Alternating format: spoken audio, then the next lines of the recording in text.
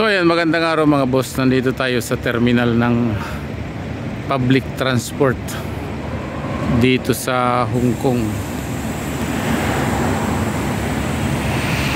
So ito yung mga nakapiring city bus at katabi nila yung mga KMB na unit na kulay pula. So itong kulay pula, ito yung mga bagong unit ng KMB. So ang ibang kulay ng KMB, ayan yung mga luma. So pag may nakita tayong pula, ibig sabihin bagong unit yan. So shout out dyan sa mga kapwa natin bus driver na malulupit.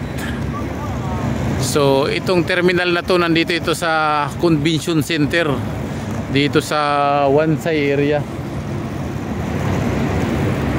Ayan, halo ang city bus at saka yung KMB. So iikot natin yung camera, lalakad tayo papunta rito sa side na to para makita nyo yung sistema ng parada, kung sino yung nasa unahan, siya yung unang aalis na nakapiring. Ayan,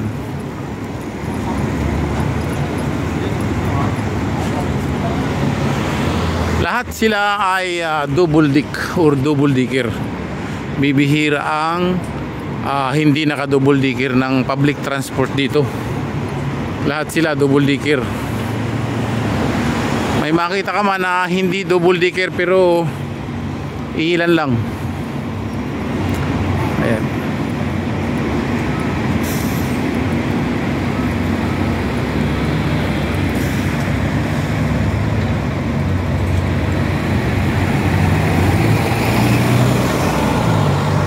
So yun, umalis na nga kasi oras na niya ang biyahe. 25E. Ayan, paalis na rin city bus. And then ito naman yung 2X.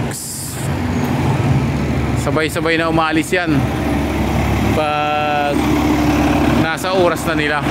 Hindi pwede magtambay. Ayan, may paalis na ulit KMB 978.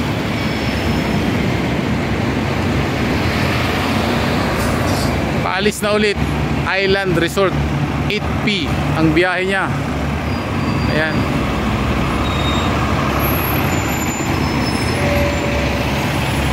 So ayan, napakaganda tingnan kasi napakaganda ng kanilang mga buses.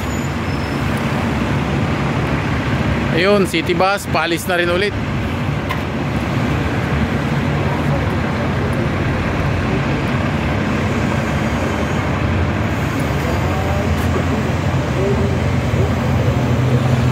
So hanggang dito na lang yung ating videos at tayo ay nagugutom na, kakain muna tayo. Maraming salamat sa nanonood ng aking munting YouTube channel, Bus Captain Vlog. So huwag kayong magsawang manood at lagi tayo mag-video para i-share yung nakikita ko rito na kagandahan. So yun lang, salamat sa inyo lahat.